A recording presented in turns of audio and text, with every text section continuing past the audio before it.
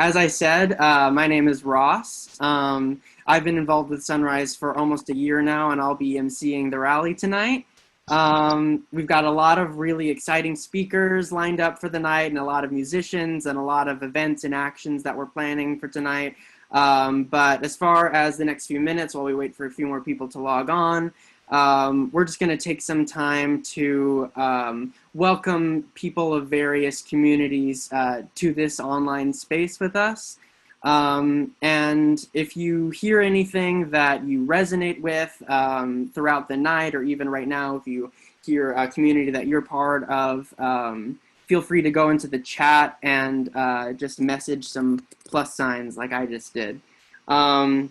Yeah, also another note for people that might be just now joining us. If you are in need of, or if you want some closed captioning throughout this rally tonight, at the bottom of your screen, you'll see an option that says closed captions. And if you click on that, it'll give you some options to have closed captioning throughout the night.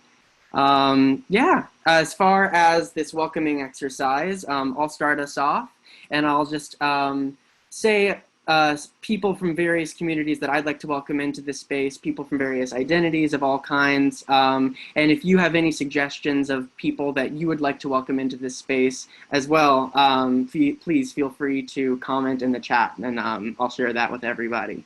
So first off, I'd like to welcome members of Sunrise, whether they be from the Boston Hub or not, new members or longtime members in Massachusetts or otherwise, anyone that is part of the Sunrise movement, or even wanting to be a part of the Sunrise movement, I'd like to welcome you to this space. I'd also like to welcome people from frontline communities who are dealing with issues of climate justice, and right now people who are on the front lines of the COVID-19 pandemic. I'd like to welcome those people to this space, and hopefully this can be a welcoming and healing space for those people. Going off of that, I'd also like to welcome medical workers or any other essential workers that are putting their lives on the line right now to make sure that people have access to everything that they need throughout this time. We are fighting for you for hazard pay, for everything that you need to get you through this time. And if you are in this space and you are part of those groups, I'd like to welcome you to that group. Or I'd like to welcome you to this rally. I'd like to welcome anybody who knows someone who is currently sick, whether that be with the coronavirus or other people who are sick and can't have access to hospitals right now because of the time that we are living in. I'd like to welcome those people who know somebody who is like that, or if there are people who are like that at the moment, I'd like to welcome those people. I'd like to welcome anyone who has been with us throughout the day today, who has made it to some teach-ins, and anyone who has learned something new from those teach-ins. I'd like to welcome them to this space.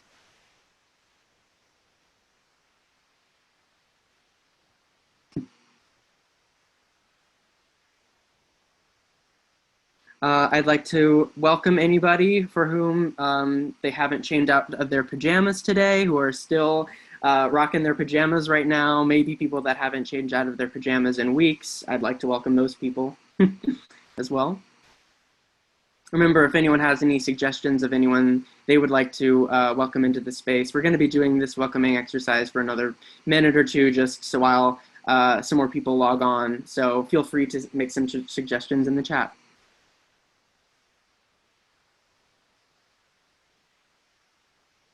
I'd like to welcome any panelists or teachers that have been leading us throughout the teach-ins today. If you are still logged on today, I'd like to welcome you to this rally for the next few hours.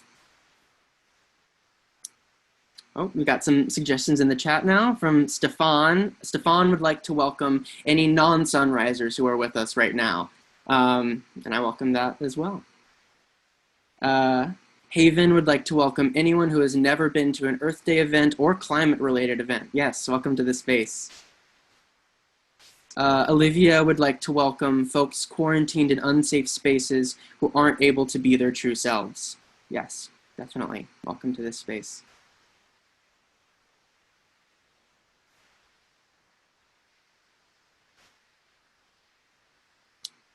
I'd also like to welcome anyone especially welcome anyone for whom this is their first Sunrise event, specifically. Welcome to the movement. Um, we have somebody who would like to welcome people of all sexualities and races to this space. I would like to second that as well. As well as another suggestion from somebody to welcome any pets who might be watching with us at the moment. Yes, we definitely would like to welcome any and all people to this space. This is an open and welcoming space. Yes, so thank you everybody who is with us right now. Yeah, so let's get things started. For those that weren't here earlier when I introduced myself, my name is Ross. I've been a member of the Sunrise Movement for about a year now. Yeah, and I will be emceeing this rally throughout the night tonight. We've got all kinds of great speakers lined up. We've got some actions planned. We've got some musicians here with us tonight that will be sharing music with us throughout the night. It's going to be a very exciting night, and I'm really excited to share this time with you all. So to start us off, I'd like to take a moment right now to lead us all in a brief land acknowledgement. For centuries, indigenous communities all over the world have been resisting colonization and genocide. Generations of indigenous people have warned Europeans and their descendants of the harms that result from basing a society on an extractive relationship with the earth. We in the Sunrise Movement are in the process of forming relationships with indigenous communities and organizations so that we can do our work more responsibly and more effectively, and so that we can build partnerships of solidarity as we work towards a society based on reciprocity, not extractivism. If you are interested in being part of these relationship building efforts, whether you identify as indigenous or not, please talk to Jess Nahagan, our partnerships lead. I'm sure we can get some contact info in the chat at some point. So first off, to acknowledge the land that we are currently occupying today in this virtual space, I firstly find it important to recognize that we are right now using the technology of Zoom to have this conversation. Zoom is headquartered in what is now called San Jose, California, which are the traditional lands of the Ohlone and the Tamian peoples. I'm pointing this out because as much as we think about these digital meetings happening up in the digital cloud, it is important to remember that the technology we use comes from real physical hardware that does take up space elsewhere in the world and does have an impact on the land that was originally inhabited by people still fighting for land sovereignty today. As for myself, I'm speaking to you today from Baton Rouge, Louisiana, which is home to the Natchez, Natchitoches, Opelousas, and Houma peoples.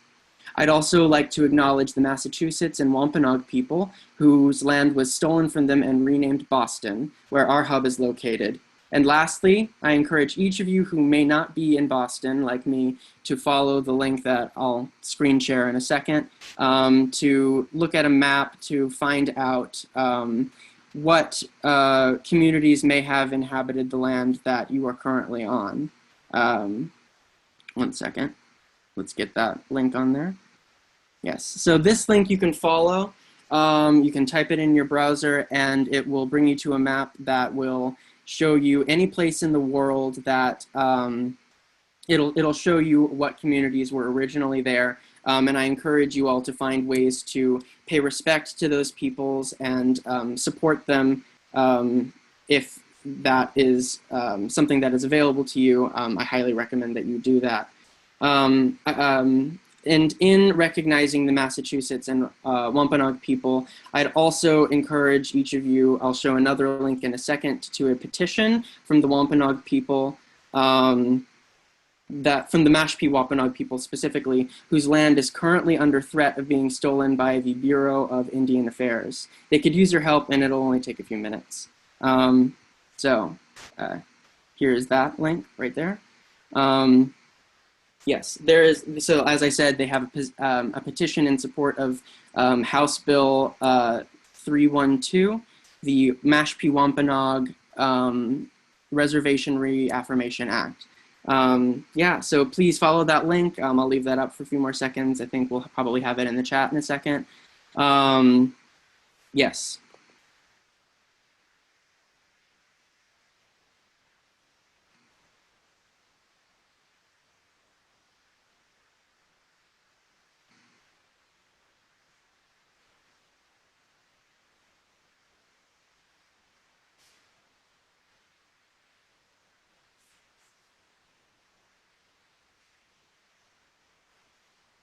I apologize. I admit I don't know how to stop screen sharing. If anybody in the chat would okay, cool. All right. Thank you for that.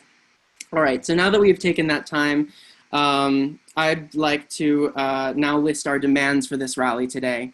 As we have gathered here all together, so yes, we are here today because we are in crisis. The COVID-19 pandemic has shown us just how many people in our society were just about to slip through the cracks. We already lived with the moral nightmare of homelessness, unjust detention, and environmental racism. The outpouring of mutual aid has saved so many people, but we cannot continue to bandage the cracks one at a time. We need ambitious, universal programs that will ensure that when we face another crisis, which we will, it does not make the most vulnerable among us hurt the most. Sunrise demands a just transition. The first step is the people's bailout, so we can hit pause in the economy rather than crash. The second step is Medicare for all, so not one more person has to die because they can't afford treatment. And the third step is the Green New Deal, so we can recover stronger and build a better normal. That normal would include adding jobs with dignity and protection back into the economy. We would put people to work retrofitting houses, decentralizing our grid, and building infrastructure for public transit. That normal would prevent the worst of the climate crisis yet to come, so we don't have to have as many disasters to recover from. That is the future that Sunrise dreams of, and we know that Senator Ed Markey dreams with us. So to start us off tonight, we've first got a wonderful speaker for you guys, which I know many of you have been waiting for. Senator Ed Markey. Now, Senator, actually, apparently it seems that he is not on yet. So we'll actually have Senator Markey in a little bit. So let's see, I must have, it's looking like we're having some technical difficulties getting Senator Markey on here real quick. So it might be a few minutes before we get Senator Markey on here. So, yay technology, indeed. Yes, we are actually also running a little bit ahead of schedule, so that's probably also contributing to that.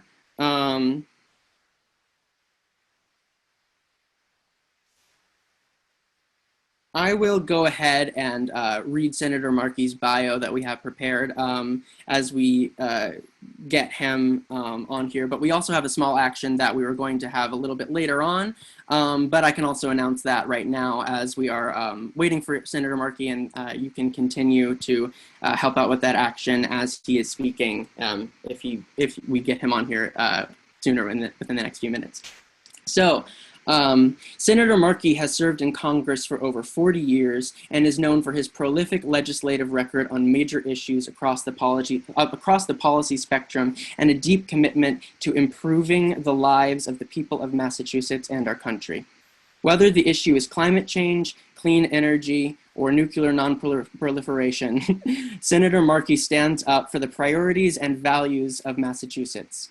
Last year, he introduced the Green New Deal to the Senate along with Representative Alexandria Ocasio-Cortez, and he has signed the No Fossil Fuel Money Pledge. And so we, of course, here at Sunrise, we support Senator Markey. We really want to get him reelected. And so something that we are asking all of you today to do as we are on this virtual rally is to reach out to 4 of your friends, text them, call them right now, and ask them to support Senator Markey in the upcoming election happening later this year.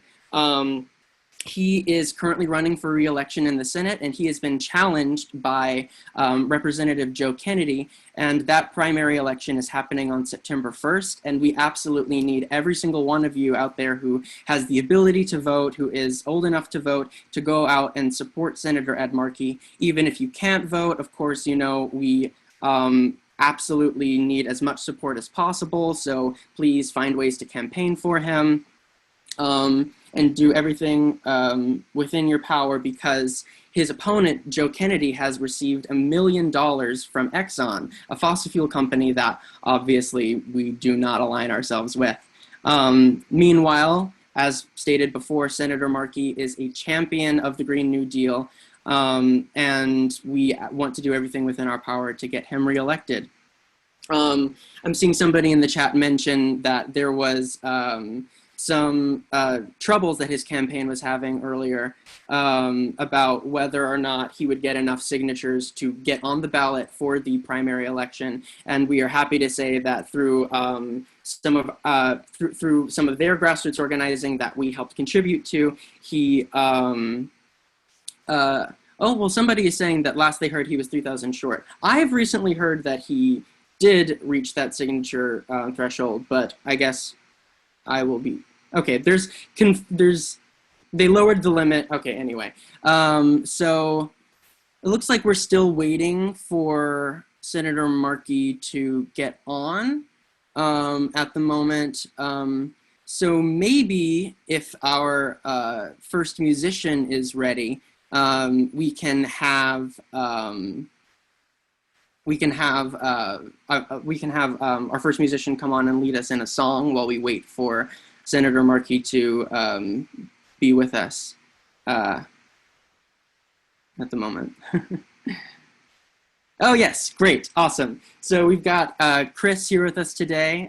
Chris is Sunrise Boston's state policy lead, and he's a singer-songwriter based in Boston. So I think we're gonna go ahead and have Chris lead us in a song right now, which you can sing along with at home if you know the song. But yeah, let's have Chris go ahead. You go ahead, Chris. Thanks, Ross. My plan was to do a song, a Sunrise song that a lot of people here know, and then do an original song. Is that all right? Yeah, I think that should be fine. Depending on when we get Senator Markey on here, we might want to just start with one song for now, and then I'll let you know what's going on. But yeah, so just okay. Right now with your first song, and then I'll let you know right after that. Play it by ear. Great. So this song is called "Which Side Are You On?" And a lot of people from Sunrise know it. If you know it, you can just sing along with me. If you don't, then I'm going to do something where I'm going to put up my hand when there's a response section.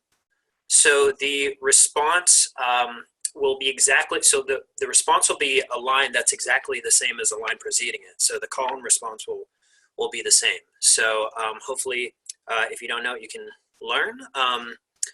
If you know it, then sing along the whole thing. So here we go. Which side are you on now? Which side are you on? Which side are you on now? Which side are you on? Storms surge and fires burn, but you don't hear the call. 'Cause fossil fuels keep paying you. Does it weigh on you at all?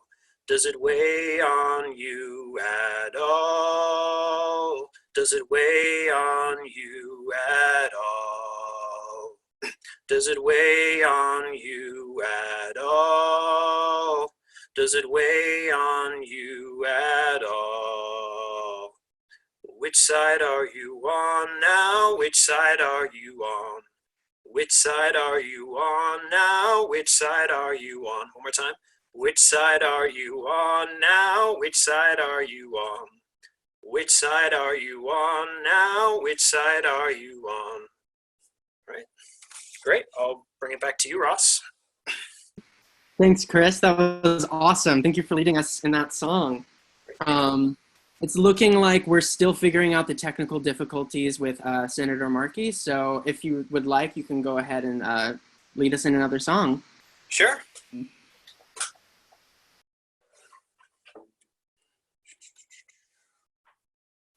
All right, getting the guitar out. Nice.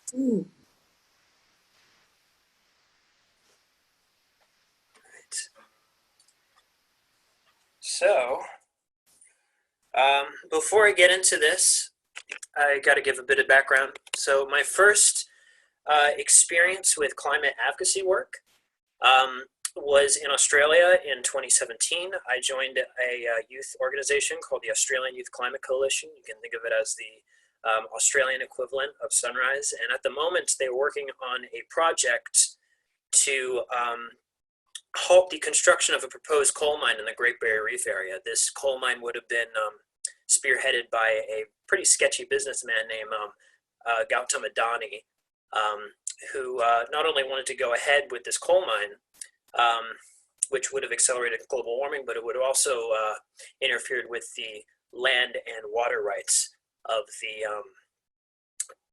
indigenous Australian people. So decided to write a song about it.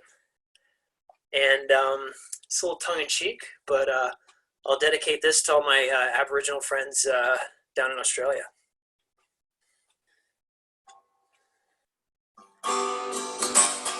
You know, I was thinking the other day, for the first time it's attainable to move towards sustainable energy and grow the economy. But some are oh so bold to say we gotta build a new coal mine. They don't care to keep Earth's heat below 2 degrees. Here we have a man with a dodgy brand and a dodgy plan to give away more sacred land to export coal. This particular affair he wants to fund via corporate welfare. It's a ploy to destroy the reef. Adani's new coal mine is the worst of its kind. Don't let Frydenberg cave in to a man who stashes cash in havens. After all, the jobs that are in renewables are more numerous than those in coal. Come on, let's move on, don't you agree? Adani's new coal mine is the worst of its kind. Don't let Frydenberg cave in to a man who stashes cash in havens. After all, the jobs that are in renewable are more numerous than those in coal. Come on, let's move on, don't you agree? This is the spoken word section. This guy he just let slide. A coal spill off the coast of Mumbai's grip allegedly devises bribes. He doesn't like to comply with rules. He doesn't mind to misguide us about the number of jobs his mine will supply. But the jobs that are in renewables are more numerous than those in coal. The jobs that are in renewables are more numerous than those in coal. The jobs that are in renewables are more numerous than those in coal. Come on, let's move on, don't you agree? All right, I'll bring it back to Ross. Yes, that was awesome, Chris. Thank you so much for sharing that with us. Yeah, that was an awesome song. I love that. It's looking like we have Senator Ed Markey here with us now. So thank you, Chris, for helping us and leading with those songs. And I will pass it over to Senator Markey now. Thank you so much for being with us. Oh, it looks like you're on mute, Senator.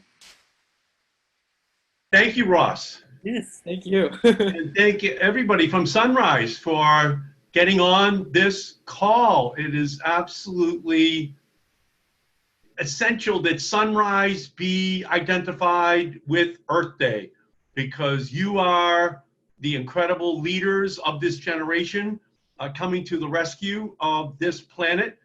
We need you desperately. We can see what happens when we have a president of the United States who ignores the science of coronavirus. And we know that that very same man in the Oval Office is the denier in chief when it comes to climate change as well. And so we need to mount this incredible campaign this year to make sure that we make the changes to protect the planet, which are going to be essential to avoid the worst, most catastrophic consequences of climate change.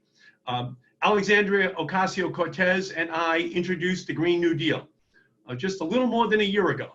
And the Green New Deal has transformed the way in which people talk about, think about, and act around the issue of climate change. We now have an army which has been organized around the Sunrise Movement to make sure that it's injected into the politics of the United States at every single level, and that we pass the laws which have to be put on the books so that we avoid the worst, most catastrophic consequences of climate change.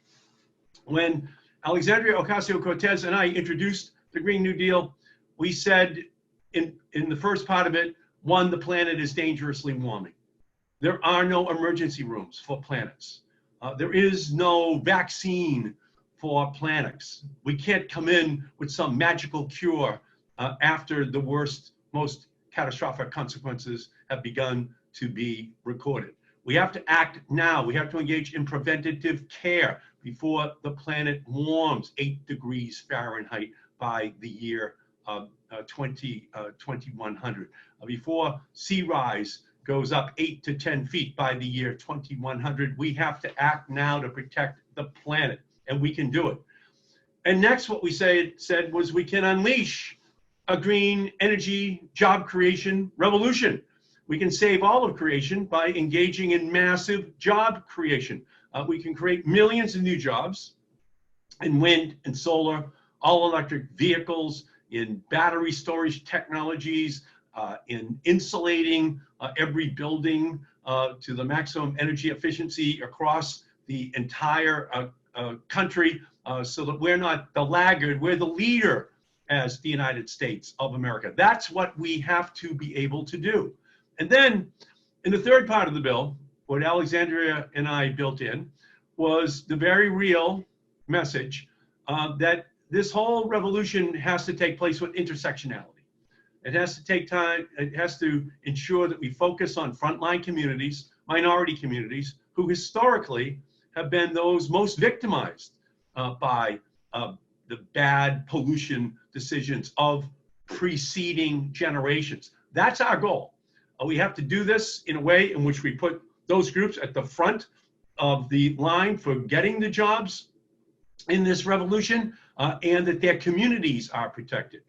Here in Massachusetts, we can see throughout the coronavirus crisis that we're in, that it's Chelsea, it's Lawrence, it's Brockton, it's the communities that have immigrants, that have Black and brown people who are most impacted. And while simultaneously, they're also considered to be the essential workers who have to keep going to work, because you can't Skype into a job driving a bus or being a clerk in a grocery store. You have to show up, and as a result, we see much higher incidence of coronavirus in their families. So my hope is that we not only work to create jobs, but we also work to create justice. Justice for those families as we ensure that we protect this planet. So that's going to be our job. But we know it won't be easy, which is why Sunrise is so important. The oil companies aren't going away. The gas companies, the coal companies, they have received for 100 years tax breaks from the federal government. Now, when we say we want the same kind of subsidies for wind and solar and all electric vehicles and battery storage technologies, they say, oh, that's socialism. And you know what I say, as the oil companies are lining up right now to go inside the Trump White House to get money to bail out their oil industry corporations? It looks like socialism to me, what they're looking for. So what we need to do then is to give us some of that socialism. Give it to us so that we can ensure that we have the same kind of opportunities for our technologies, for the renewable technologies, for the planet-saving technologies, for the justice-creating technologies that we have been waiting for a generation. That is what this is going to be all about. That's why Sunrise is so important, because you are giving hope to people through your work. You are giving them hope. Through your actions, you're giving people hope. By your political efforts, you are saying that we need to have a revolution in our country. And that's what the Green New Deal is. It's not just a resolution, it's a revolution. And it's a revolution that is now more than ever going to be necessary because science was ignored in coronavirus. If we ignore the science of the climate crisis, it is going to result in catastrophic consequences for our planet. And who will be harmed the most? Who will be the climate refugees across the planet? We know who they will be. They will be the poorest. They will be the most vulnerable. So we have a responsibility to step up as the planet warms, as the seas rise, as deserts become greater in size, as the Arctic continues to melt. We have a responsibility to act. And that action is something that is the embodiment of Sunrise. So it's been my honor to be able to partner with you in this effort over the last year. I think that you are the indispensable new addition to the politics of the United States. We saw it throughout the Democratic presidential primary. All of the candidates creating their own Green New Deal, their own plans to save the planet. That's a big difference from 2016 when not one reporter asked Hillary Clinton or Donald Trump about their plans to save the planet. We've come a long way. And a lot of it is because of Sunrise. It's your activism. So what I love about Sunrise is you don't agonize, you organize. You ensure that everyone understands that there's a political movement out there that has to be reckoned with. And we also know that we're going to have to fund this revolution because we know that a vision without funding is an hallucination. So we're going to have to fight to get the revenues that are spent, the tax breaks that are on the books, the regulatory policies that are needed to be changed in order to make sure that climate change is on the ballot this November for every single politician in our country. That is what Sunrise is doing. That is why I am so proud of you. That is why I'm so proud to be your partner in this effort. So let's just continue this fight. Let's just stand up for what we know is the national security, the environmental, the economic, the moral issue of the 21st century. It is climate crisis. It has to be fought. We have to win. And I know that you are the army which has arrived. You are the activists. And so for me, again, it's my honor to be with you here on Earth Day, the 50th anniversary of Earth Day. And in the same way, there was no EPA in 1970 before Earth Day. All of a sudden, good things started to happen because people came together. You are the Earth Day. You're the embodiment of the Earth Day celebration in 2020, the Sunrise Movement. Thank you for everything that you are doing. Let me know how I can help you as well, because I consider you to be the biggest additional political change which has taken place in terms of the climate crisis. And with you in the lead, we are going to win. Thank you all so much for everything you're doing, and happy Earth Day.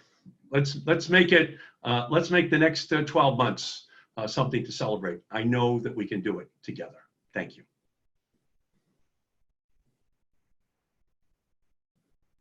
All right, thank you so much, Ed. That was an amazing speech. It's been really, really exciting. The chat is blowing up right now. It's been really exciting to have you here with us today, and thank you so much for taking the time to speak to us.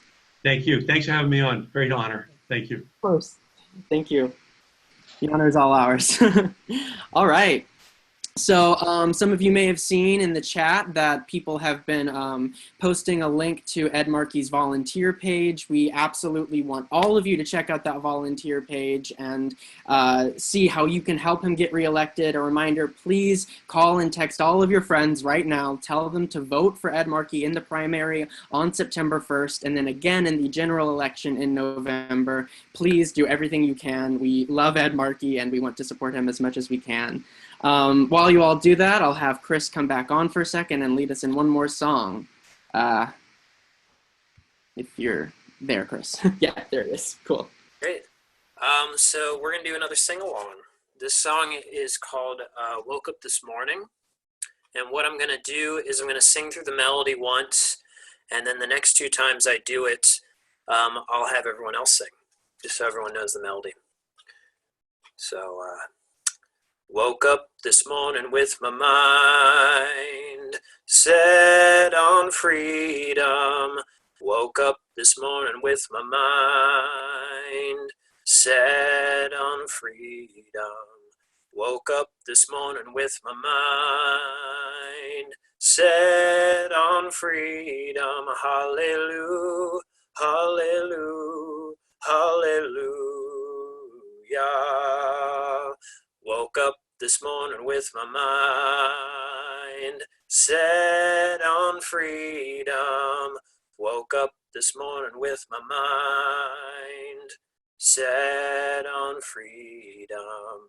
Woke up this morning with my mind set on freedom. Hallelujah, hallelujah, hallelujah. Now justice. Woke up this morning with my mind set on justice. Woke up this morning with my mind set on justice. Woke up this morning with my mind set on justice. Hallelujah, hallelujah, hallelujah. Back to you, Ross. Yes, thank you, Chris, so much. We'll be hearing more of him later on. But for right now, I'd like to introduce our next section of the rally. I'd like to introduce some of our friends who organized a joint art action between Our Climate, Boston Climate Strike, and Sunrise Movement Western Mass. Leah Bars-Snell is an 18-year-old senior at Weston High School who has been volunteering with Our Climate as a field representative, and Izzy Goodrich is a 16-year-old junior at Boston Latin School and a fellow with Our Climate. With a larger team, they have been working on a really exciting art project that a lot of people have helped to make, and I know that they're very excited to share this with all of you. So here are Leah and Izzy, everybody. Hi. My name is Leah Barsnell. I am 18 years old, and I refuse to be discouraged about climate change.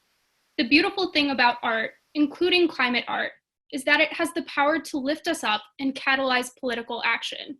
So I'm proud to be here tonight with Sunrise Boston on behalf of so many committed activists from Our Climate and Boston Climate Strikes to share with you some art that has inspired me. Last year, Our Climate collected art from over 1,200 young artists across Massachusetts and assembled them into this mosaic of our state whale. I'm gonna share the screen and show you guys.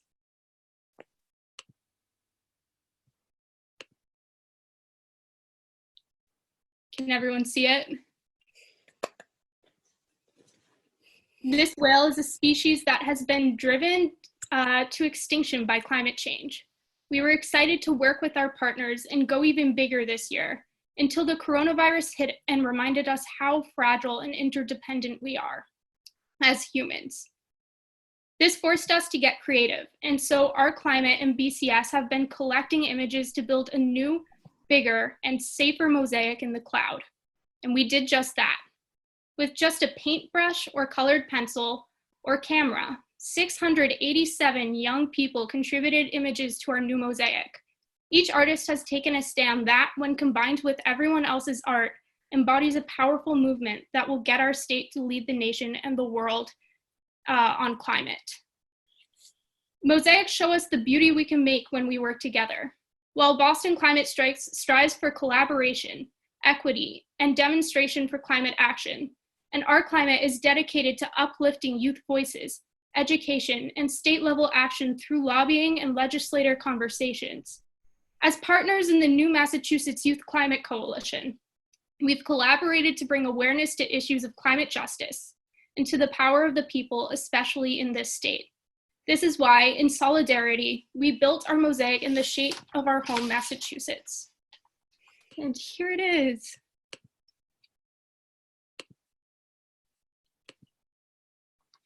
So you can zoom in right here and you can click on individual tiles to see them up close and appreciate the work of hundreds of artists that made this possible. We need your help to make sure our Massachusetts legislators see how, even in these times, where we find ourselves isolated in our homes, art still strengthens our communities. Our love and compassion for one another and our ability to collaborate know no bounds, and we need them to join in the climate fight as well as the COVID-19 fight. Our Massachusetts state legislators must match their extraordinary leadership on COVID-19 with unprecedented climate action to protect our future. Please share this image of our solidarity far and wide, including on your own social media. If you look up Our Climate MA on Instagram, there is an image of the mosaic on the feed that would be wonderful if you reposted. To make sure it pushes our state legislature to pass the legislation we need, consider writing this caption: Massachusetts youth call on you to meet our policy requirements.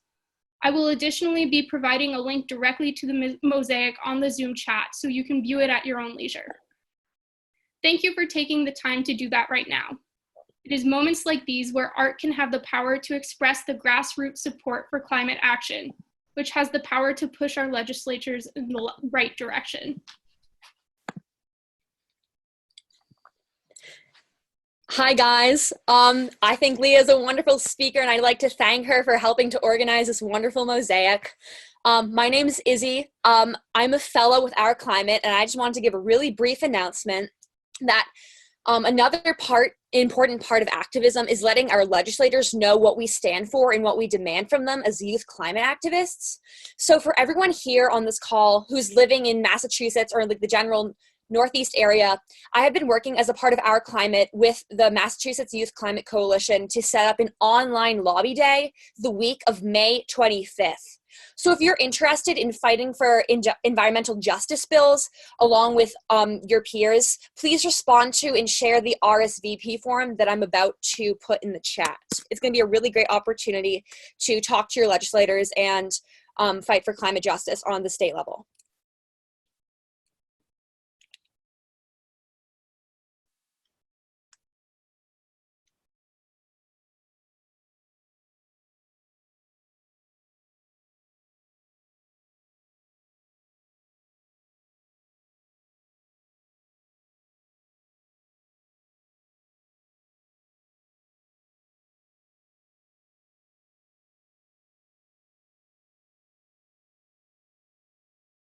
All right, thank you guys for sharing that with us. So you guys, sorry, I wasn't sure if you were just pausing, Izzy. Are you guys all set? Sorry, yeah, we're all good. Cool. No problem. This Zoom sometimes just is a little bit slow, and I was just, you know, we've had other Thank you. things out as we go along. Yeah, awesome. Thank you guys so much. We've had a really great start off to this rally thus far. I see the chat still blowing up. People are really excited about the speeches that we've had, the speech from Ed Markey that we had earlier. They're excited about the speeches we've got later on. We've got this amazing art mosaic that they just shared with us, and we're gonna have one more song from Chris before we start getting into the rest of our speakers from tonight. So I'll throw it over to Chris real quick, and he'll lead us in another song.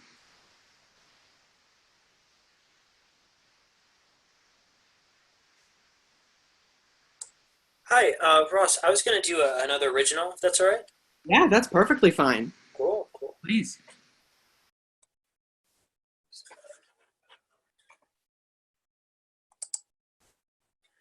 Hi, everyone.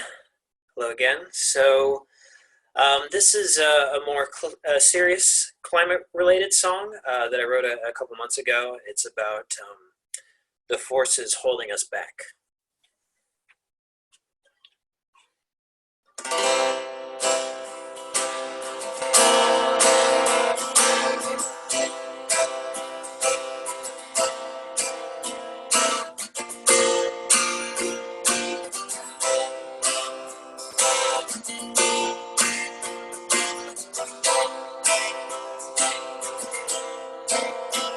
If you knew the cost of everyone you sold away, would you stop before you cast more golden stones? show remorse for the heartache. You'll never know. It's down in stone. That future you were glad to overthrow. Hell bent to batter down the stubborn spirits of a generation dying to be born. That's forced to walk the plank right to the edge of earth, no time to mourn. If all hope dies, I wonder what will be our alibi. And you and I are caught right in between, working overtime not to slip right through the seams. It seems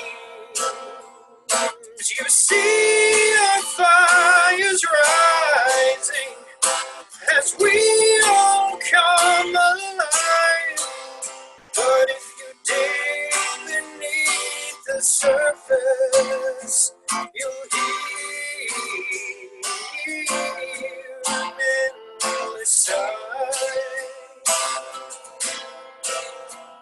If you knew the cost of every shattered promise, would you stop to pick up? Would you stop to pick up all the golden shards? Would you save us from the hell of never knowing who we are? It's down in stone. That future you just had to overthrow. And you and I are caught right in between, working overtime not to slip right through the seams. It seems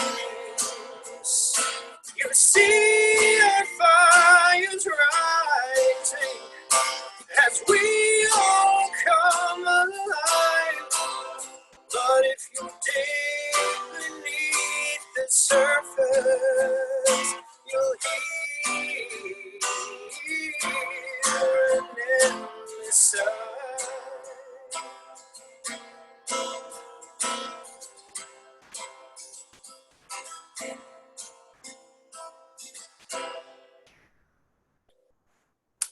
Back to you, Ross.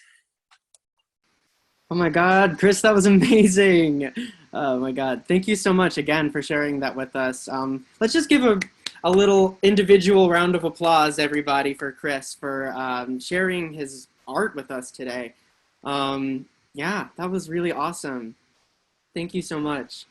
Yeah, so for the rest of the night, like I said, we've got some speakers lined up, and so we're going to go right into our first speaker now. Haven Vincent Warner is an organizer with Sunrise Western Massachusetts Coalition and Our Climate, fighting for equitable climate solutions. And Haven's going to be giving us a speech right now. I'll throw it over to you, Haven. Okay. In elementary school, I steered away from climate activism. As a person of color growing up in low-income housing, I had been given the message that climate change was a white people issue, and I had other things to worry about. I had been told this repeatedly, and it was enforced in many ways throughout my life, so I really believed it. After taking the time to do my own research, I learned that what I had been told and shown throughout my whole life could not be further from the truth. I learned that if we do not take bold action against climate change now, my generation will not have a future. The climate crisis is not any one demographic's issue. It is the single largest threat to life on Earth, and it will affect every single person. Climate change is an intersectional issue in every way, and the climate crisis first affects frontline and low-income communities, mainly populated by minorities. I realized that I must fight for all of the kids who were and still are given the same negative messages about climate change as I was. I have to join the fight for the future of my generation. I want to show that we must prioritize the demographics most affected by climate change when working toward climate solutions. And our voices are vital to these conversations. I, who once was turned away from such an urgent issue, now work more than 30 hours a week as a climate activist with 2 Massachusetts Youth Climate Coalition organizations, Western Mass Sunrise Coalition, and Our Climate. This work is my passion, and I will continue to fight for climate action and education for the rest of my life. The COVID-19 crisis has, of course, complicated everything. We are now facing 2 urgent crises, and we must struggle to work for equitable solutions to both. My own family, like so many others, is now struggling with food security during the pandemic. I see more and more how intricate the flaws within our government really are. In my own community, I have seen people rush towards mutual aid as an alternative to government assistance. This has both given me hope to see my community organized together so quickly in order to provide assistance for those in need in a time of crisis, and also brought my attention to many of the more unseen struggles of the COVID-19 crisis. So many are forced to work in unsafe conditions or forced to skip meals because of the crisis, have become houseless or are without access to proper medical care. Others without access to clean water, and so many with no way to financially support themselves in this time. Through mutual aid organizing during the COVID-19 crisis, we are able to see how much power we as people have to help each other. However, it also brings to our attention that helping each other just isn't enough. In the face of a crisis, we need the help of our government to provide for the mass amounts of people in need. Further, we are able to see that we need our government to take radical preventative action against crises, as these drastic changes must be systemic rather than solely individual. A just recovery from COVID-19 would take into consideration frontline communities, low-income communities, and minorities in order to later cope with the effects and save countless lives. Now, those of us who are able must demand that our legislators fight alongside us for equitable policy that addresses both the COVID-19 crisis and the climate crisis. We demand a people's bailout, Medicare for all, and a Green New Deal to take care of our people.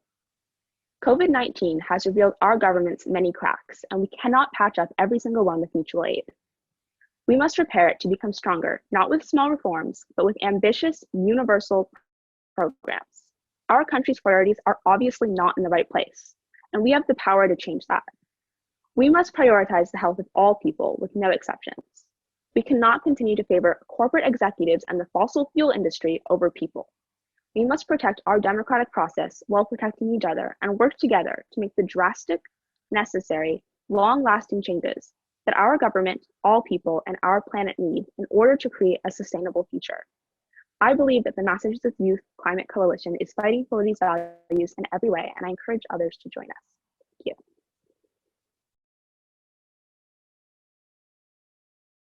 Yes, thank you so much, Haven. That was amazing.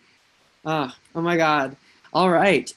So, like I said, we've got a lot more really amazing speakers lined up throughout the rest of the night. For the moment, I'd like us all to take a second, whether you've been here since the beginning of the rally, if you just got here a few minutes ago. I've been told that we have gotten past 200 participants in this rally, which is just so amazing. And we want to make sure that each and every one of you that are here today sign in at our bit.ly link that we have for all of our actions and all of our meetings. We'll have it posted down in the chat in a second, but make sure whether you are a regular member of Sunrise Boston, you've been to plenty of events, or even if this is your first event, check in at that bit.ly link. Let us know what teams you want to get involved in. We'd love to have you back. Obviously, we're not stopping here with this Zoom meeting. We'll have plenty of events happening in person as soon as it's safe to go back outside. And we want to make sure that you're all still in the loop. All right, so up next, while you guys are all going to that link and signing in, we'll have another song for you guys. This time it's going to be led by another Hub member, Ella McDonald. Ella is a Boston area musician and organizer with Sunrise Boston and Sunrise Tufts, and she's going to be leading us in some songs tonight. I'll pass it over to you, Ella. All right, thank you. Can you guys hear me okay?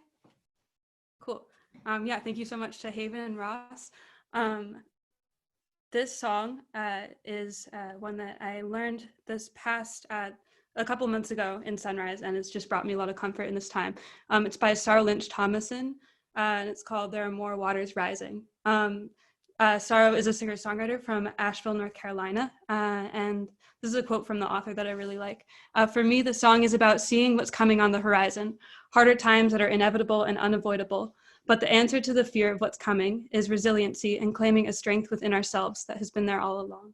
So this is There Are More Waters Rising. I'm going to put the lyrics in the chat in case you'd like to sing along with us, or even just read along. Let's see.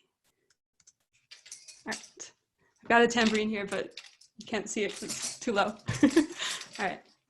There are more waters rising, this I know, this I know. There are more waters rising, this I know.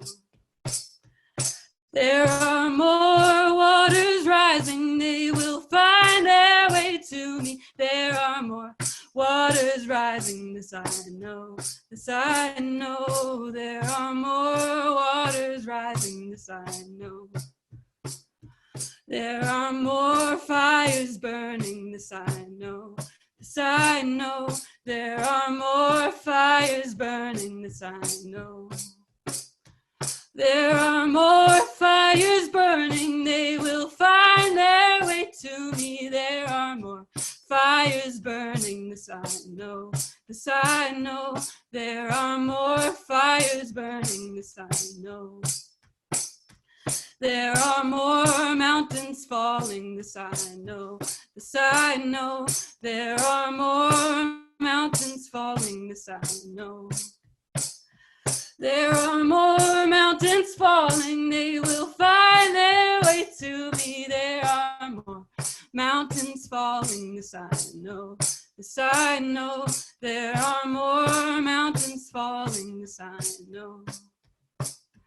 I will wade through the waters, this I know, this I know. I will wade through the waters, this I know. I will wade through the waters when they find their way to me. I will wade through the waters, this I know, this I know. I will wade through the waters, this I know. I will walk through the fires, this I know, this I know. I will walk through the fires, this I know.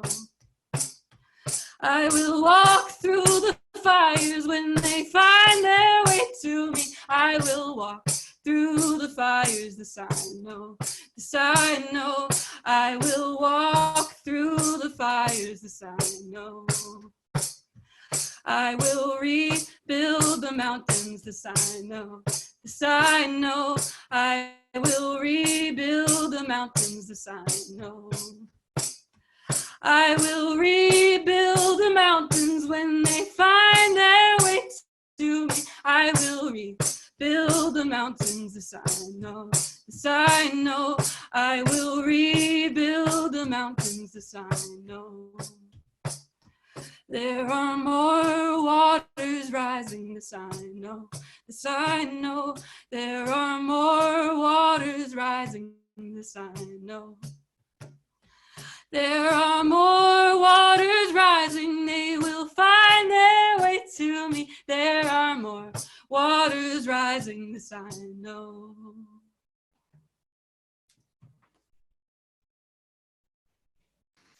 Oh, that was awesome, Ella.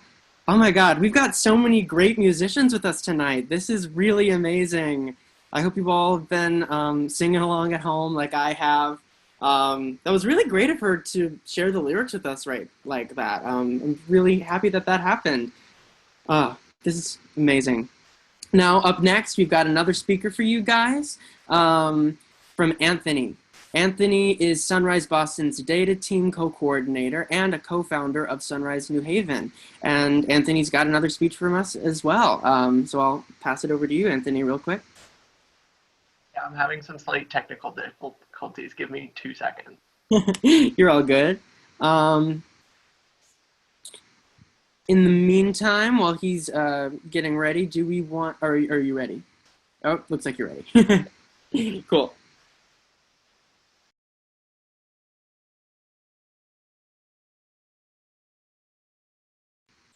Oh, Anthony, I think you might be muted. Now we're good. All technical difficulties are now over. Awesome. No one in our family should eat dinner alone. That was my mom's rule in our household growing up. Even if my dad came home late from work and the rest of my family had already eaten dinner, my mom would direct me to sit at our kitchen table with my dad while he ate his reheated dinner. While my dad sat at the table in his suit, his back to the bay window in our kitchen that looked out over our backyard, he would ask about school, soccer practice, and homework. It was a simple gesture of just sitting with him while he ate his dinner. But it demonstrated one of the values most important to my mother. Meals were about a sense of community, about looking after each other. My mother did not confine this idea of meals as community to just our family. My mom would always cook meals for other people in our lives and our communities. Whenever someone we knew was in need of a home-cooked meal, my mom would get out her big stock pot and make a large batch of chicken noodle soup. That large stock pot came out for every occasion: when a family friend had lost their kitchen in a fire, when a member of our church lost a loved one, or when a coworker had a new baby. The best part was that I would always get to help her out, prepping vegetables or measuring out ingredients. I gained my love of cooking acting as her sous chef, as she used to call me then and sometimes still does today. From this, I learned the power of a shared meal. It is not just about the food, but also a spirit of generosity and community. It is an intimate act, caring for one of our most basic needs, but also so many other needs. A need to be cared for, a need to be looked after, a need to feel like a part of community. Today, it feels almost impossible to provide that kind of care, even for myself. Coronavirus has created a new normal for me. My worldview is contracted as I'm confined to my apartment for almost all hours of the day. I operate in a near constant state of anxiety. My thoughts wander constantly to my friends and family and their well-being. My sleep has become choppy, and I wake up most days feeling unmotivated to face the day ahead of me. It is grief I feel, weariness and depression. In some respects, I am very fortunate in all of this. I have stable housing and can easily walk to a nearby grocery store to pick up the food I need. I work for a community health center and have been able to transition in my job to working from home. But in working in healthcare during this crisis, my workload has greatly increased. I'm working longer hours. I find myself exhausted and unmotivated to do even simple tasks by the end of the day. My work also requires that I remain in Boston in case the center gets short-staffed, which means I am not able to quarantine with the rest of my family back home in New Jersey. This hurts me every day. What is normally a few hour-long bus or train ride to my family is now an insurmountable distance. It pains me when I slip into imagining the worst what-ifs, which are now so much more likely. What if there's an emergency in my family? I couldn't get to them safely. I feel immensely isolated and far from one of the most important communities in my life. However, I do now talk with them more often than before. We FaceTime every day for at least a half hour. It brightens my day to see their faces and make jokes and to talk about what we have each been cooking. It also saddens me immensely. It is a reminder of how far away we are, underscoring the new reality we now live in. The hardest part is always hanging up, because then my anxieties start to slip in. What if I get sick? What if they get sick? What if this is the last time we speak? This is not an uncommon story in these times, though. Coworkers, friends from graduate school, and fellow organizers in Sunrise are all in the same situation as me: lonely, anxious, and separated from the people we love most. And yet, even through all this, they are coming together to be generous to one another. People I love are putting their anxieties about the state of the world into looking after their communities. My friend Michelle puts her art skills to use making masks that she distributes around her neighborhood. My friend Justin is organizing a mutual aid network in his workplace to look after fellow employees who have been furloughed. I was initially drawn to Sunrise because it was an outlet, a way to channel my anxieties into generosities and actions. In the wake of the IPCC report in 2018, I find myself with great loads of climate anxiety, concerned about the state of the world, and feeling like I had nowhere to turn. Stumbling across a Sunrise call to process the report together, I found the outlet I desired, a cause to put my energy into. Motivated, I helped found the Sunrise New Haven Hub and now help lead the data team for Sunrise Boston. It's not always the most glamorous job, but I get to put my skill set into working on a cause I care about, and that brings me immense satisfaction.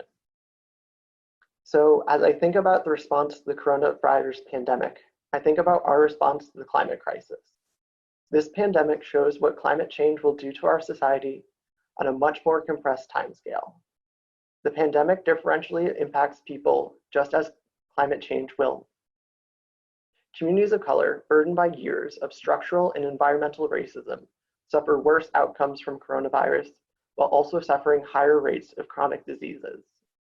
Low-wage workers are deemed essential but aren't provided the proper protective equipment against coronavirus or a wage that provides financial security against future climate disasters. People are responding with generosity and community care, just the way my mom taught me, the big stop pot or chicken noodle soup. Communities are coming together to form mutual aid networks for both responding to coronavirus and to climate disasters.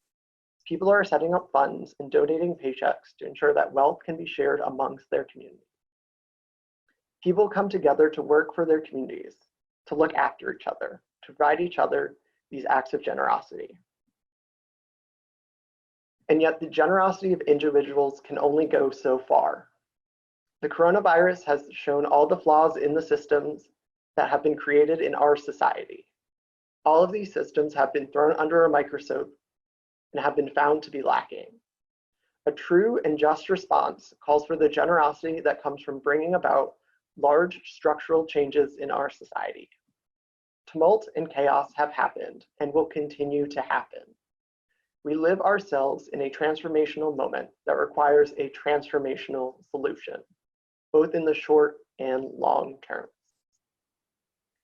The People's Bailout challenges us to envision a coronavirus response that prioritizes the health of all people with no expectations, with no exceptions, and that ensures the needed economic relief goes to those most directly affected, workers and communities, not corporations.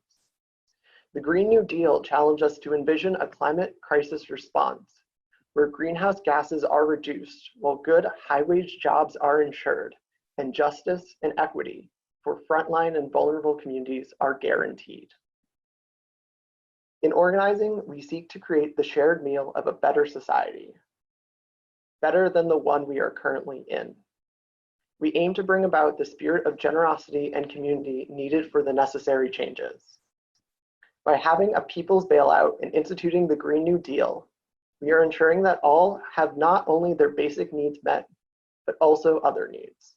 We are ensuring that people know that they are cared for, that they are looked after, that they are a part of this community. As I wrote these words, I prepared a soup my mom had delivered to me the last time she visited me in Boston. The last time I saw her in person before we were all locked down. I think about the generosity she showed me in making it, ensuring my needs were met.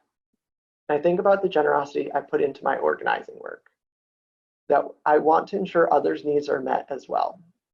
It makes me happy to see this chain of generosity growing, even in these dark times, as it is what we need to ensure the structural changes we need are brought into existence. So everyone has a community, so no one eats dinner alone. Thank you. Thank you so much, Anthony, for that lovely, lovely speech. Yeah, I think it's really important to remember that as we're dealing with this crisis right now and knowing, all of the crises that could and will come in the future, that we need to stick together and look out for each other as a global community, as a local community. We're all in this together, and we really need to stay together and work together to make sure that we all get out of this all right. Yeah, thank you for sharing that story with us. Up next, I'm going to welcome Ella back to the screen, and Ella is going to lead us in another song. Hi, Ella. Yeah, thank you so much for that story, Anthony. I was right there with you when you're describing home just being a couple hour bus ride away. But like now in this moment, it's like infinitely long. Thank you just so much for your vulnerability and sharing that story. The next song I want to sing is another song we sing a lot in Sunrise. It's called Courage. And this song originated in the anti-apartheid movement in South Africa, and was often sung as protesters were being carried to jail in order for their names to be remembered. So we often sing this in Sunrise protests as well, often when people are getting arrested, but I want to it feels like a really appropriate song for this moment. So I'm putting the lyrics in the chat again. It's a bit of a call and response, which is tricky over a webinar, but the lines in parentheses are places where you would repeat. So it would go, courage, courage, my friend, and then everyone together, you do not walk alone, and etc. So yeah. Courage, my friend, you do not walk alone. We will walk with you and sing your spirit home. Courage, my friend, you do not walk alone. We will walk with you and sing your spirit home. Then we'll do justice. Justice, my friend, you do not walk alone. We will walk with you and sing your spirit home. Sunrise, my friend, you do not walk alone. We will walk with you and sing your spirit home. Thank you, guys. Thank you so much.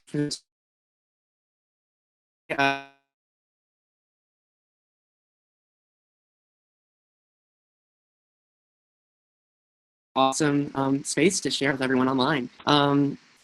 Up next speaker, Anya Rao is Sunrise Lexington's co-coordinator and a high schooler at Lexington High, and Anya has another speech for us. When you're ready, Anya. Hello, my name is Anya Rao. I'm in 10th grade. I use she, her pronouns, and I'm the co-coordinator of Sunrise Lexington. I just want to start by talking a little bit about myself and my roots that really inspired me to get into the climate world. As I was growing up, I moved around a lot. So far, it's been 11 times, but I hope to move more. From 2009 to 2012, I lived in India. I generally loved it, but one distinct hard memory had to do with spiders. Growing up, I had a fear of spiders that was just constant and invasive. My bedroom for a kid was unreasonably large, but still my bed just had to be facing the corner which the spiders hung out. Before I went to bed every night, I made sure to walk into the room not facing the wall so that I would not have to see the corner which the spiders were. I thought if I didn't see them, I wouldn't get any bad dreams. On the days when the spiders crawled across my vision, I would scream and yell for my dad to get them out, and he would safely carry them outside. But one day, as I walked into my bedroom, lo and behold, there was the biggest spider I'd ever seen, just sitting there on my bed sheets. I screamed for my dad as usual, but that day would tell a different story. I remember my dad coming into the room, looking at my terrified face and the spider, and going into the kitchen. Nonviolence and not harming animals was a really big part of my family. So when removing a bug, we use a wet paper towel and try to do it as gently as possible. My dad returned with a wet paper cloth and handed it to me. I was shocked, as I was expecting him to do the job, but he told me something that I will never forget. He told me, "You have to face your fears head on, or you're never really living." So with tears in my eyes, I slowly crept up to the spider and placed the cloth on it. I slowly picked it up and ran to the door and left it outside. Fear is something that everyone experiences in their lifetime. In the time of COVID, we're all experiencing a new and terrible fear. Growing up Indian American, the fact of my race has never been a topic of a conversation. My dad calls me Bubble Girl because I haven't been ridiculed or harassed for my skin. People I've been surrounded by are well-mannered people and don't tolerate racism. But I always hear stories of my parents' experiences and microaggressions about their race, and they taught me that no matter what I look like, I will always belong. My privilege and security of both my parents having jobs and having enough money to put food on the table is very comforting. My family is safe and healthy during this time. And as I'm seeing this from my bubble, it's very scary and very daunting. And right now, in the face of coronavirus, many of us are facing our greatest fears. For some of us, that's isolation from our loved ones. For others, it's unemployment, getting sick, or even losing our lives. We must take on and organize for protection from what scares us. Empowered by the idea that through our toughest times, we all still belong and we can lean on each other. This feeling is really what inspired me to join the Global Climate Strike on September 20th. Then transitioned to join the hub here in Sunrise, Lexington. The healthcare community is gravely suffering, and it breaks my heart that there are protests in Michigan. There are still people who are not social distancing, and as sad it is to say, the first week of quarantine, some kids from my school were throwing parties.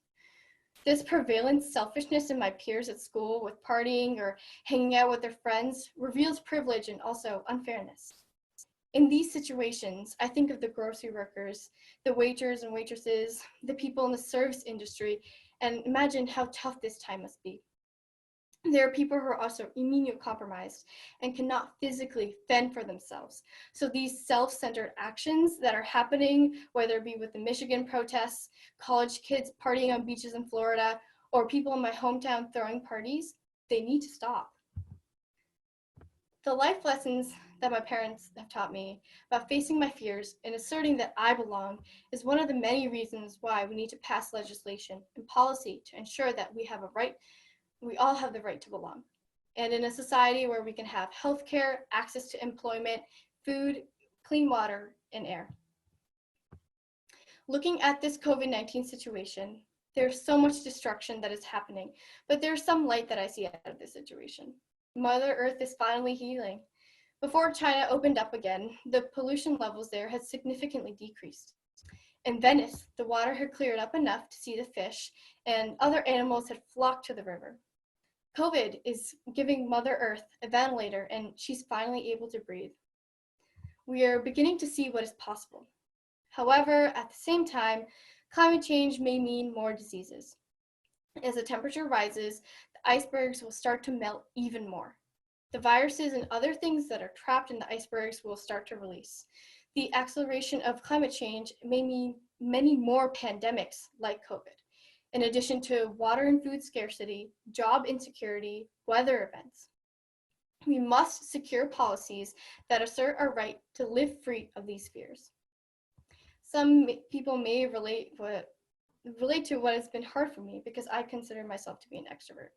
I'm very talkative and very social, and I really miss talking to people and having the ability to have person-to-person contact. With this experience, I feel like I've been staring at my screen for way too long. I've been waking up and going to bed with my screen in front of the face, and I've really noticed how addicted I was to TikTok. I'm sure people who are working will experience this with their laptops and other devices. The eye strain and the feeling of loneliness is prevalent in my current life. But I want everyone to know that you are never really alone. We are all going through this together, and we will come out of this stronger and united. The Green New Deal is extremely essential, and now that is even more clear than before. One of the core pillars of the Green New Deal is about creating millions of jobs and ensuring economic prosperity for all. In this transition from non-renewable energy such as coal, gas, oil, etc., to renewable energy such as wind, solar, geothermal, the jobs of the current workers in the non-renewable sector need to be protected. They need job security and assurance that they will be able to get jobs in the renewable sector and have a just transition. We can and will help people with the Green New Deal. The Green New Deal also highlights using federal government to raise floor for the workers everywhere and having a just transition with healthcare to all and worker benefits. Now, we need to test ourselves. We need to challenge the idea and face up to the idea that we are alone. We need to challenge our instincts to be selfish and use this time on our screens to organize for a people's bailout and the Green New Deal. Just as I felt that day, slowly approaching the spider and picking it up, we need to approach these overarching fears we have about our future and who we are as people. It's completely normal to be scared, but we have to use this fear as power to fuel our inner activists and thoughts that we belong to fight no matter how we identify, to fight the good fight. Thank you. Thank you so much, Anya, for that really powerful speech and that amazing call to action. Thank you so much. Once again, we'll have Ella back on to lead us in another song. And as Ella's leading us in another song, I just want everyone to really think about that and think about, what we're all contributing to this movement and how we need to continue to fight the fight that Anya was just talking about. So yeah, Ella, whenever you're ready, we'll throw it back to you, as everyone keeps that in mind and holds that space. Yeah, thank you so much. I just have one last song for you guys. And this is an original song that I wrote a couple months ago when I was facing this period of real uncertainty in my life. I was at the beginning of taking a semester off to organize towards a Green New Deal in the primary elections, and was really just like feeling the weight of climate change and just feeling really afraid, not knowing what was going to happen next. And I remember being at a holiday dinner, and my uncle, who's not really my uncle, gave a toast where he said, "May you dance at your granddaughter's wedding." And it was more directed towards the adults in the room, but I kept thinking about what this means for members of our generation, where it feels like in many ways we don't get to think that far ahead, are still doubting whether or not we want to have kids due to climate change. And that just felt really powerful for me to extend that toast to our generation. So this is my song, and I hope that it provides a little comfort about the uncertainty we're facing, just a way to look ahead and remember what we're fighting for.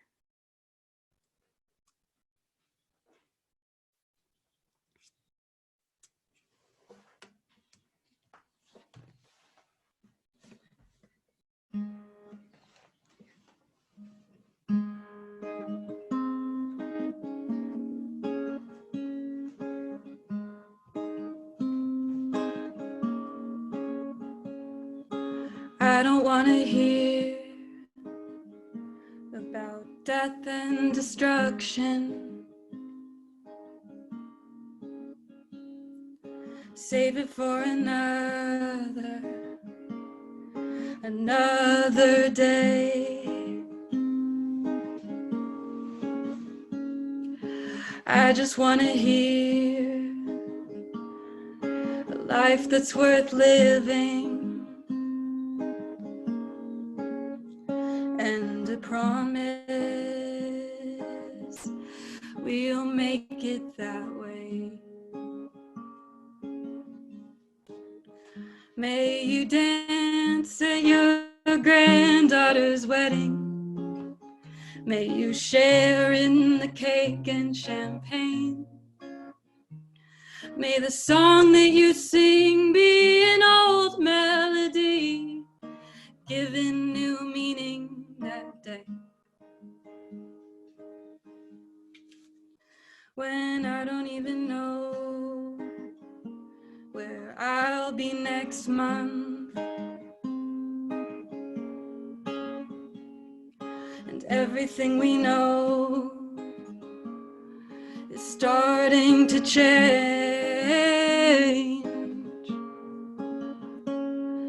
It's easy to forget what to hold on to, so I'm holding on to that day. May you dance at your granddaughter's wedding. May you share in the cake and champagne. May the song that they sing be an old melody that's given new meaning that day. May we make it that way. May we make it that way. And when we are afraid, may we fight anyway. May we make it that way. May we make it that way. And when we are afraid, may we fight anyway. May we dance at our granddaughter's weddings. May we share in the cake and champagne. May the songs we now sing become old melodies. They'll be given new meaning one day.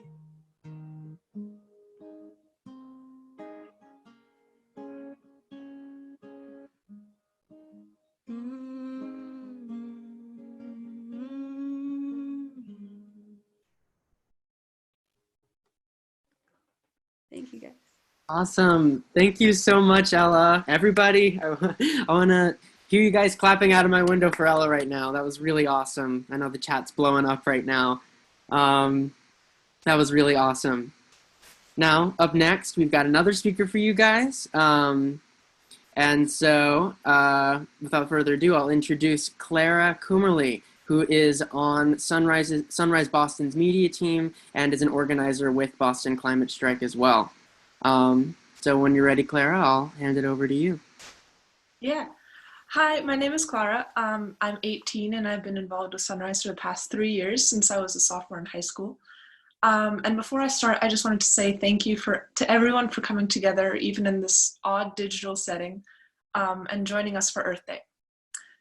In the middle of a crisis, it's easy to get lost, to freak out and lose focus of what matters. Right now, I'm on a gap year between high school and college, and with few responsibilities, it's easy to ignore the trying times that we're in right now. Inside my apartment, I don't feel like I'm in any direct danger. And when I want, I can all too easily sleep in late, pick up a book, or start a movie and slip into a different world. Whenever that happens, all I have to do is look over at my mom. Then, whether I like it or not, I am reminded of the severity of what's going on, but also of the glimmering hope within it all. My mom is a doctor who works at a hospital in Chelsea, the epicenter of the COVID crisis in Massachusetts. She's been working there as long as I can remember and has always loved it. She's one of those people who's so passionate about her work that she wakes up eager for the day to begin. Her role as a doctor has never scared me before, but I also never expected that Chelsea, the home of her patients, would be the center of a raging pandemic like this. Now we're both scared. My mom has a pre-existing condition which makes her more susceptible to the virus. She can't go to work every day like she used to, but is nevertheless doing everything she can.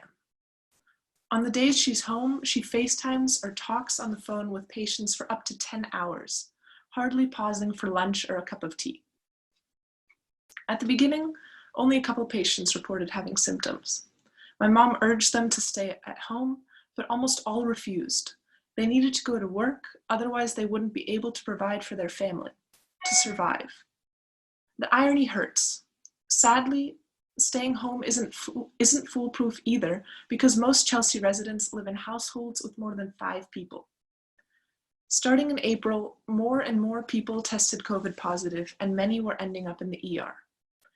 Every day over dinner, I began watching the lines on my mom's face press deeper into her skull, the worry creeping into her. Still, she feels guilty for not being there in person for them, wishing she could do more. Her patients don't see it like that, though. Often when I'm in my room, reading or on a Zoom call, I can overhear her patients on the phone. Doctora, doctora, cuánto me alegra que haya llamado.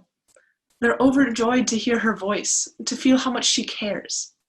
In a time of so much neglect, they aren't used to getting personal calls from their doctor, especially not in Spanish, over FaceTime, and ones that last often more than 20 minutes.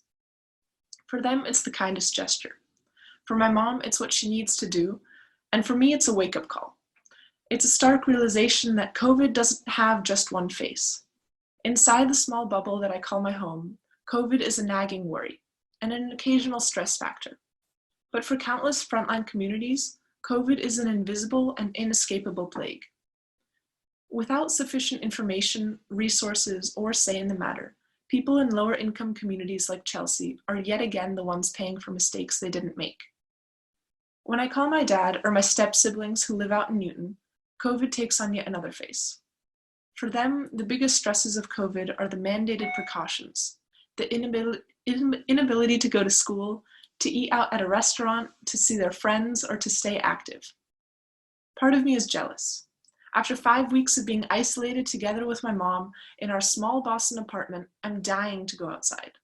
I've been outside only once so far, and it's honestly made me feel like a cow being released from the barn after a long winter, finally getting to touch grass again. But we've only done that once, because it's a hassle for my mom to safely make our way through our apartment building and sterilize everything when we come back.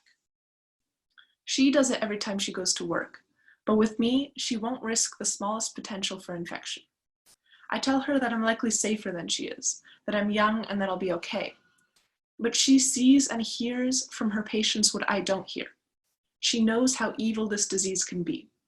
So she continues to sterilize, to wash, and leave her shoes outside, where the last pair has already been stolen, so that we can stay safe. This disease, with all its faces and all the ways it invades people's lives, it provokes emotional turmoil. Every day I feel some new combination of restlessness, worry, gratitude, and calm interspersed between waves of guilt. I can start the day feeling relaxed, thinking about the next gourmet meal I hope to cook with our few pantry essentials. And then I might call my grandma in Argentina. I love talking to her, but lately it's begun to make me feel stressed, knowing that the virus is spreading quickly in South America. If she came in contact with it, there's little we could do to help her. Even in the capital city of San Luis, the province where my family lives, the largest hospital has only one ventilator for more than 200,000 people. It's an impending disaster. If the US isn't prepared, then Argentina is even less so. I compared these calls to those with my friends in Germany, where my dad's side of the family is from. I've never felt more shame or anger towards the US than when I FaceTime my friends there. In both countries, we're facing the same disease, and yet the severity of the crises is wildly different. My friends aren't freaking out. They trust their government, and they know that if they were to get sick, the healthcare system would catch them no matter how little money they have. Crucially, more than 500,000 companies in Germany switched their workers to a government-subsidized short-term working scheme, meaning that workers are forced to work less and thus get paid less, but they stay hired and they know that their future at the company is secure. The result of these measures? For every 1,000 people infected in the US, 50 have died. In Germany, that number is only 26. That's half the mortality rate. Not to mention that we also have over 6 times the amount of infections. It's hard to look at where we are in the US right now, crippled by an unequal healthcare system, barely eking out a stimulus package with countless glitches, and not mention the unanswered what ifs. What if there was a clear way out of this mess? Not just the COVID crisis, but the climate crisis too. After all, the very same insufficient policies and systems that enable one enable the other. The way I see it, thanks in large part to the coronavirus, we've arrived at a fork in the road and been forced to pause. Instead of hurtling down the same detrimental path, we have to take the path to restructure and build stronger without leaving our planet or anyone behind. We know it's possible. Countries like Germany have proven it.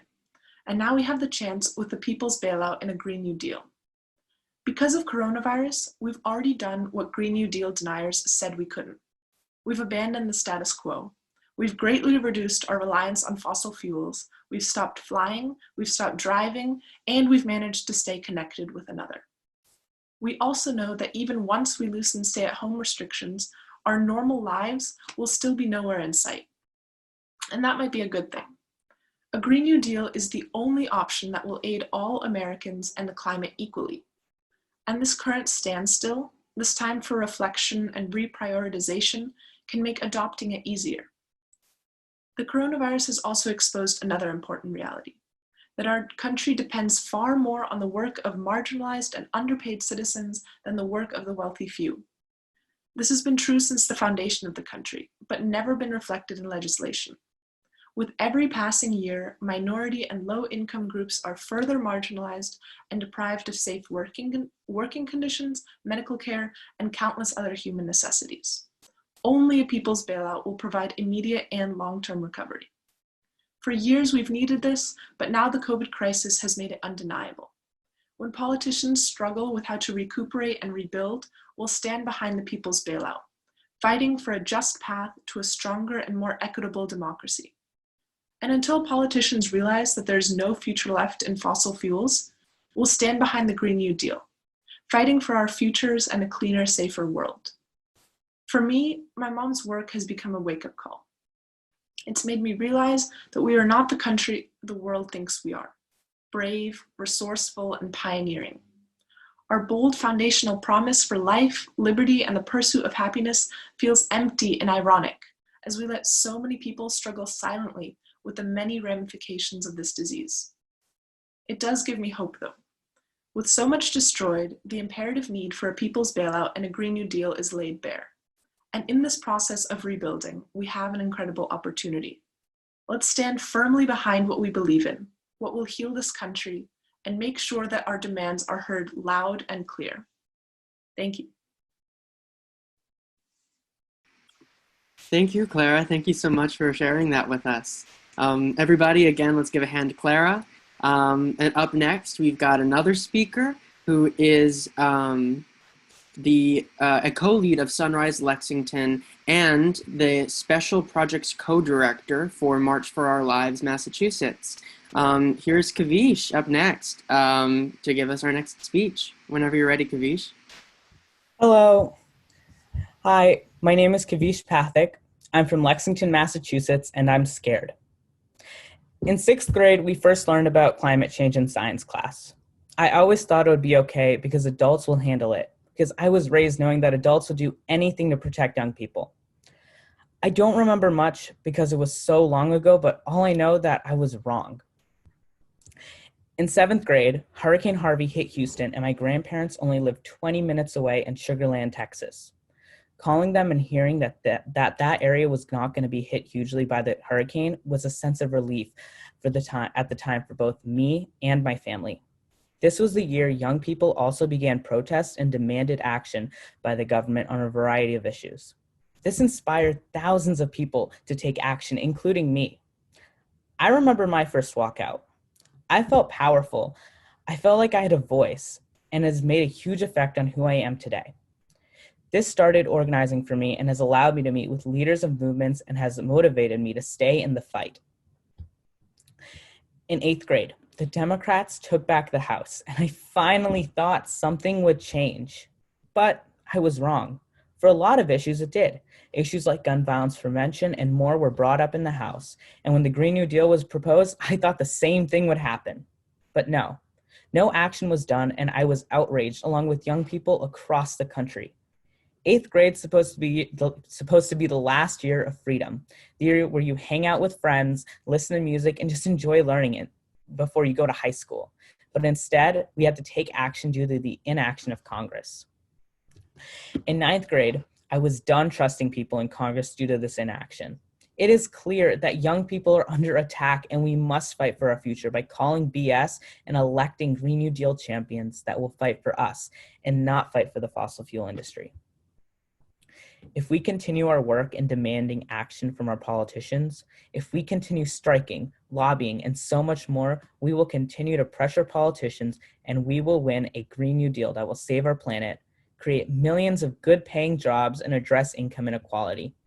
We must continue this fight for a Green New Deal, because without it, we will see our planet fall apart. We will see economic issues become much worse.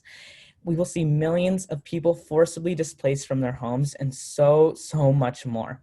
There is so much on the line, and we must continue fighting, because the right to clean water, the right to clean air, and again, a lot more are on the line. I'm saying this, that we must continue this movement, and we must continue and make sure that young people unite and fight for our future. Thank you so much, and thank you all so much for hosting this rally today. Yes, thank you, Kavish. Thank you so much. And thanks to all of our amazing speakers tonight. Up next, we've got some more music for you guys, this time from a band coming at us digitally via Zoom. Allison and Moon is a power pop punk emo band from Boston, comprised of both queer folks and people of color. They recognize the importance of representation in music, and they're really excited to share their music for a just cause. They'll be playing an original song as well as 2 Sunrise classics. And so, without further ado, here are Chantel, Allison, and Mike of Allison and Moon. Hey everyone, this is Telly. I'm in Allison and Moon. First off, I just want to thank Sunrise Boston for having us on. I really miss playing with the rest of the band, and this is a cool way to finally connect with them again. Hey guys, miss you so much. I'm going to be doing a quick cover of the Light is Returning song. I thought it was really powerful and cool, and I really like the message of, there's a light at the end of the tunnel, and, we just got to get through this. All right. Light is returning, even though this is the darkest hour, no one can hold back the dawn. Let's keep it burning, let's keep the flame of hope alive, no, make safe our journey through the storm.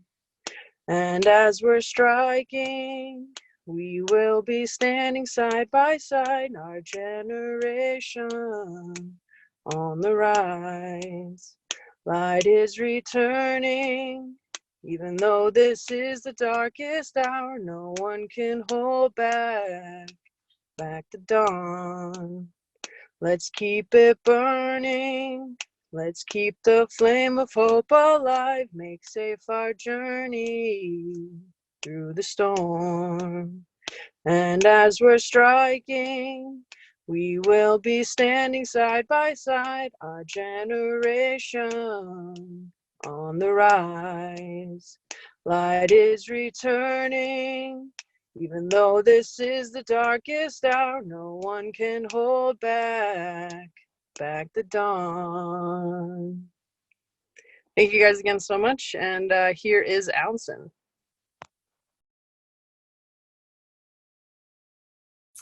Hey everyone, I'm Allison. I'm in Allison and Moon. That was Telly. Amazing job, Telly. Thanks for starting that off. I'm going to play an original song. It is not out yet, but you can hear it in the future. And it's I wrote it about just the time that we're in and being kind of depressed, but also with a little bit of hope sprinkled in there. And maybe a little bit of anger. So here it goes. It's called 27, and then I'll pass it over to Mike, who is normally our bassist, that he'll play some tunes for you and sing along as well. So here we go. What did the world look like when you were 27? 'cause all of my friends have depression. And I'm still listening to my favorite band in the basement, trying to figure out how much time we've spent. So what do I do? What do I do? What do I do? So what do I do? I do, what do I do?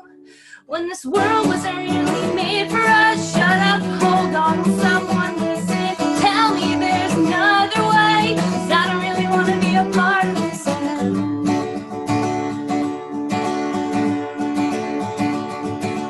And I had a dream that we were flying, but when I woke up you were crying. We can't get airborne, though we're trying to figure out how much time we've spent. So what do we do? What do we do? What do we do? So what do we do? What do we do? What do we do? When this world wasn't really made for us, shut up, hold on, someone listen, tell me there's another way, 'cause I don't really want to be a part of this end.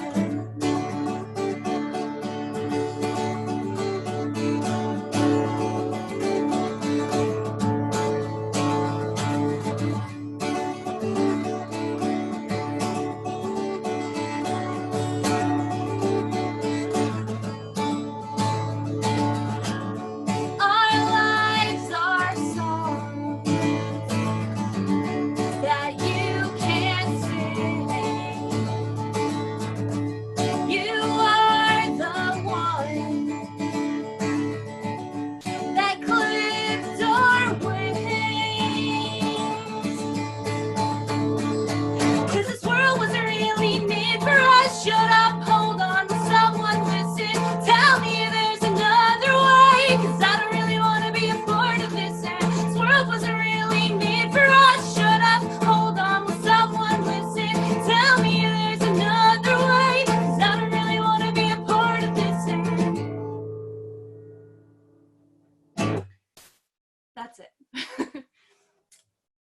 And yeah, so I was a little angry, but I'm feeling good now that everyone's here and it's Earth Day. So thank you. And I'm going to pass it off to Mike, and he's going to play a sunrise song and then I think one more later at some point.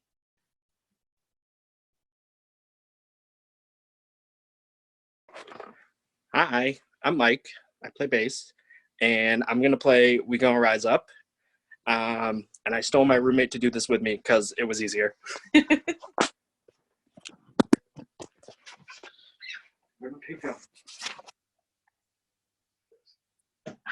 Ready? Yep. We gonna rise up till it's one. We gonna rise up till it's one. When the people rise up, the power comes down. When the people rise up, power comes down. They try to stop us, but we keep coming back. They try to stop us, but we keep coming back. We gotta rise up till it's one. We gotta rise up till it's one. They try to rise up, power comes back. When the people rise up, power comes down. They try to stop us, but we keep coming back. When people stop us, we keep coming back. We gonna rise up till it's done. We gonna rise up till it's won. We gonna rise up till it's won. Cool. I think. Hey, Allison, was I supposed to play one more now or later? We're gonna hold off for now. We'll come back. Cool. Okay. Thank you. Yeah, that was really awesome, you guys. I'd just like to reiterate for people that haven't been looking in the chat that Chris from earlier is actually also a band member of Allison and Moon. So we've just had all kinds of band members from this band come and share their art with us today, which is so exciting. It's been really great. Up next, we've got another speaker for you guys. Sean Dew is a solar industry fanatic and a Sunrise Boston newbie, and he's got another speech for us up next. So, Sean, whenever you're ready.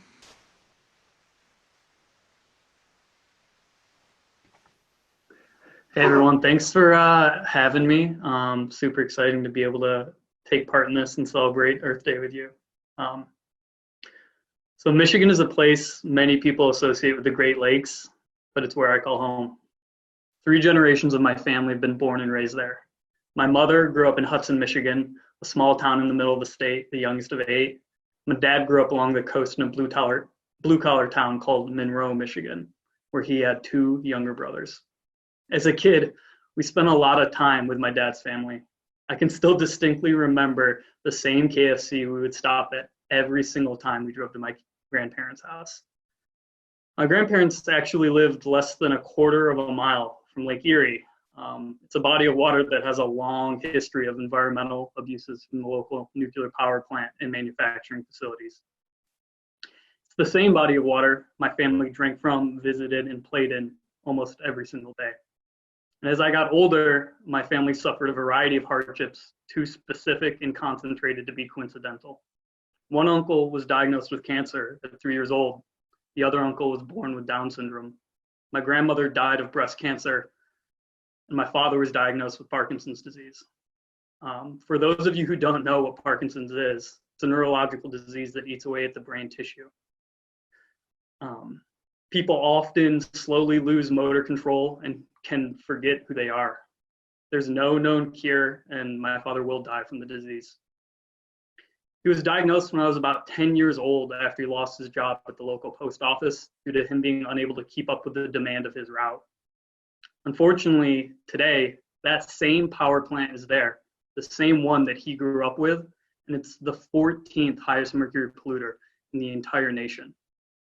I joined Sunrise because I never want another person to have a parent lose their job because of a disease they cannot control. I'm here because I never want someone to have to look their parents in the eyes and have a stranger look back. I'm here because I want corporations to stop putting profit above the health of their communities. I moved to the East Coast 2 years ago to dedicate my life to fighting for a cleaner planet. I've been developing solar projects for those 2 years to help nonprofits and low-income communities access clean energy. And out of all the obstacles I face on a day-to-day basis, not a single one of them is a person who opposes clean energy. The enemy to a renewable future are the long-standing institutions that would be disrupted by this transition. No matter how hard I work, I cannot change the laws protecting the corporations that have poisoned our communities for generations. This is why we need our politicians to fight the apathy that is in Washington, and that is why we need a Green New Deal. Thank you so much for coming, and I hope to see all of you in the future as we continue this growth. Thank you so much. Thank you, Sean, for sharing that really moving story with us. Thank you for being with us tonight. Up next, we've got one last speaker for you guys. So without further ado, here is Elisa Figueres, who is a soon-to-be graduate of Northeastern University, co-founder and hub coordinator of Sunrise Northeastern, and an empathic environmental educator and activist. Whenever you're ready, Elisa.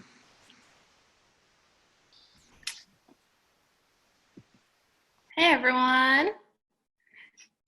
Hey everyone, thank you Ross so much for that introduction. Again, my name's Elisa. I use she, her pronouns, and I'm about to graduate from Northeastern, so I've been living in Boston for 5 years. I'm 22 years old. So first off, I would love to give a huge shout out to all of these incredible speakers and musicians. Y'all have left me really, really inspired in this moment.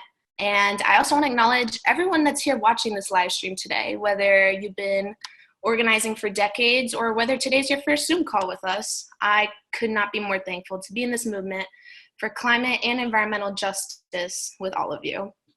Although I've been in Boston for the past 5 years, I grew up in South Florida, about an hour north of Miami. And as you might know, Florida is prime real estate for the climate crisis, so you can imagine it's been on my mind since I was young. The knowledge that my home state will likely be underwater within my lifetime has never weighed lightly on me. However, I've only been organizing for 3 months, so I want to use this time today to tell you a little bit more about myself and what led me to this movement. My father's mother came to the United States from Cuba alone at the age of 16. She arrived in New York with a couple of dollars to her name and a backpack with a single change of clothes. When she left Cuba, the only place she had ever known at that point, she was 6 years younger than me, she didn't know that she would never return or if she would ever even see her mother again. Likewise, my mother's mother came to the United States from Cuba, but for her, it was after waiting for 10 years for her application to be approved. At that point, she was saddled with a toddler, my mother, hey mom, and she was tasked with raising a child alone in a new country. At the airport in Havana, the guards told her to take her last looks at her husband. I know that I feel really, really in awe of these women who saved their pennies, worked their hours, and studied through the nights. And it's because of their sacrifices towards the American dream that they envisioned that my sisters and I have grown up in economic prosperity. I also often wonder if they would have reached this so-called American dream if the color of their skin had been different, or if they were working towards it in today's America. I'm not sure I believe that dream still exists in the United States, but what I do believe is that together we can restore all of those ideals for all. The first time that I went to Cuba, the streets flooded. I don't remember thinking much about it then. Again, growing up in Florida, flooding, hurricanes are pretty common, but now I can't stop thinking about it. When me and my sisters were kids, hurricanes were tons of fun. We'd get a whole week off school, we'd play board games, we would have block parties with everyone in our neighborhood. But today, hurricanes are not very fun. They invoke a mixture of fear and anxiety, and a lot of calls to my family begging them to come up to Boston. But of course, nobody ever listens. Floridians are not known for being scared of hurricanes, but the storms are getting bigger, and I'm scared. I've always said climate change is my number one issue, but struggled with finding ways to feel like I was making an impact. And I do think it's really important to acknowledge that this is a really terrifying and intimidating issue to approach, and it will be the fight of our generation. Recent years, we've seen some pretty insane events, raging wildfires across Australia and California, increasing heat waves and droughts. This issue obviously is not generations ahead of us or locked away in some dystopian novel. The climate crisis is here now. The current coronavirus pandemic is only proving that we are grossly unprepared as a society to protect our most vulnerable and frontline communities in times of crisis. Such crises that will only increase in frequency and intensity and rapidly if we leave climate change unmitigated. We urgently need a people's bailout and a Green New Deal to address climate change and ensure that we don't continue to leave so many behind. We can justly transform our society to stop climate change, create millions of dignified and well-paying jobs, and address this systemic injustice. Today, I want to challenge you. Imagine a world where a person's worth isn't determined by the color of their skin or the wealth of their assets. Imagine a world with clean air and clean water and healthy food for every member of society. Imagine a world where we treat each other with kindness and respect and we embrace our differences. At a certain point, not doing anything about all of this just started to feel so guilty. So I began to organize. I organized because I refused to let my grandparents' efforts have been for a lost world. We can achieve this vision, but no one can do it alone. Our greatest power lies in our numbers. If we're looking at the history of nonviolent social movements, after a certain threshold of the population actively supports the movement, every single one has been successful. Think of the civil rights movement as an example. I know that a lot of us might already know this fact, so I'm going to ask to please refrain from answering in the chat if you already know the answer. But for some of us that might be newer, I would love if you guys could really, really quickly guess in the chat what percent you think we need to surpass.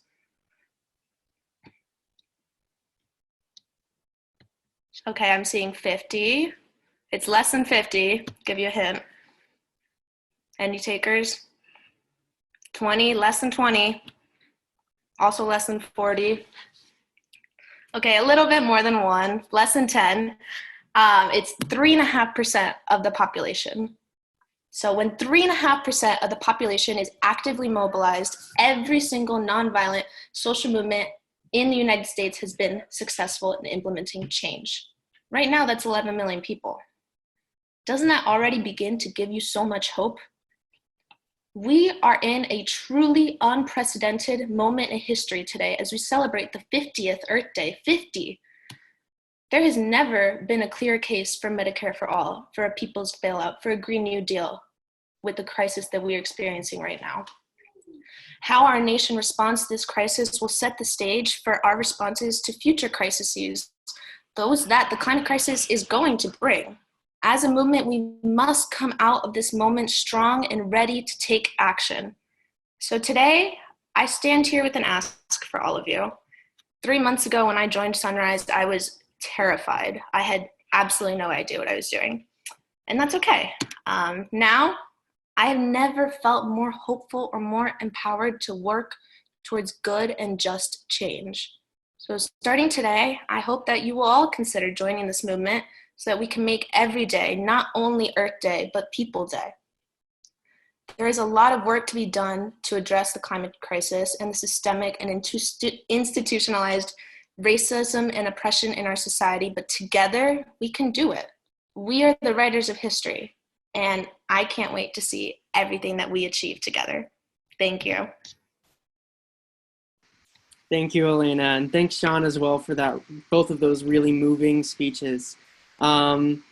All right, so that was the last speaker that we had planned for the night, and it looks like we're about getting to the end of our time together.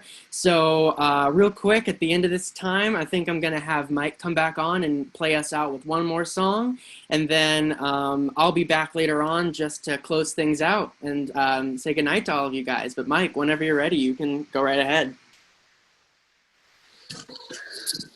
Hey, take the headphones off.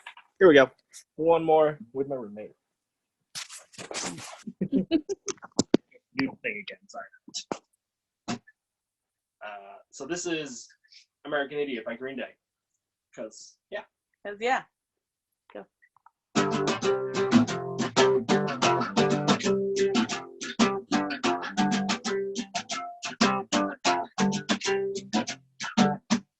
Don't want to be an American idiot. Don't want a nation that does the new media. And can you hear the sound of hysteria? The subliminal mindfuck America.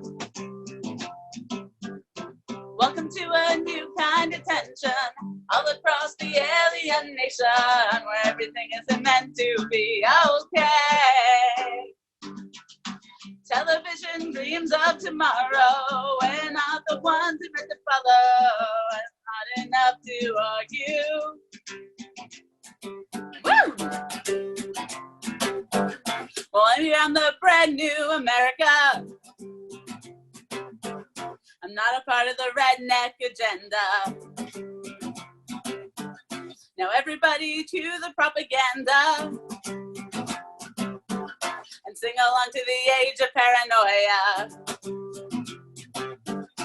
Welcome to a new kind of tension all across the alien nation, where everything isn't meant to be okay. Television dreams of tomorrow, we're not the ones who meant to follow, boy, that's enough to argue.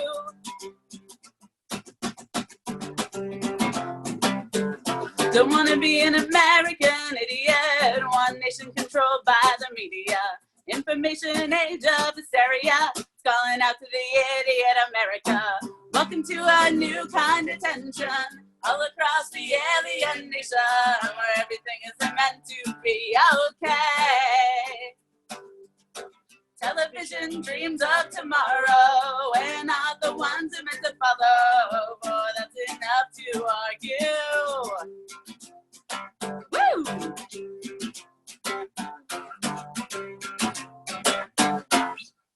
Cool. Thank you. That's right. Great job, guys. Thank you so much for doing that with us. And thank you to Allison and Moon. Thank you to all of the rest of our amazing performers tonight.